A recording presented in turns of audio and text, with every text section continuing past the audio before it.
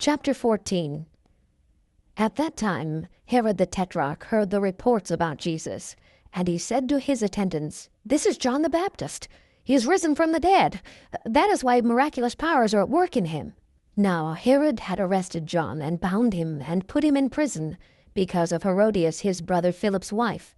For John had been saying to him, "It is not lawful for you to have her."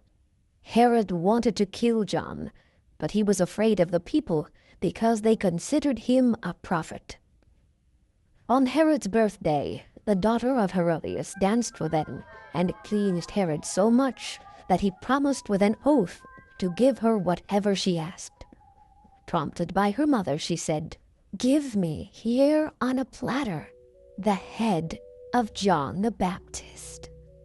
The king was distressed, but because of his oaths and his dinner guests, he ordered that her request be granted and had John beheaded in the prison. His head was brought in on a platter and given to the girl, who carried it to her mother. John's disciples came and took his body and buried it. Then they went and told Jesus.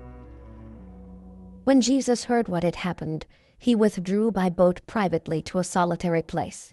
Hearing of this, the crowds followed him on foot from the towns.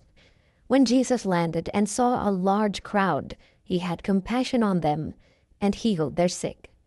As evening approached, the disciples came to him and said, "This is a remote place, and it's already getting late. Send the crowds away so they can go to the villages and buy themselves some food."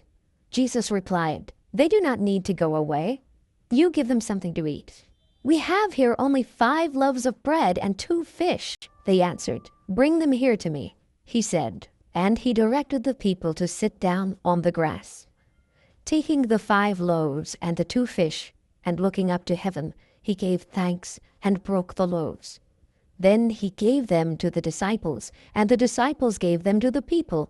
They all ate and were satisfied, and the disciples picked up 12 basketfuls of broken pieces that were left over. The number of those who ate was about 5,000 men, besides women and children. Immediately, Jesus made the disciples get into the boat and go on ahead of him to the other side, while he dismissed the crowd. After he had dismissed them, he went up on a mountainside by himself to pray.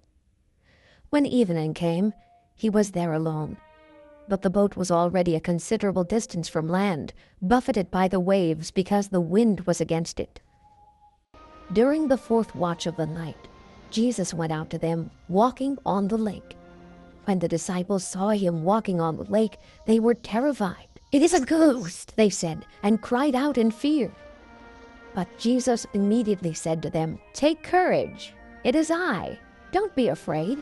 "Lord, if it's you," Peter replied, "tell me to come to you on the water." "Come," he said.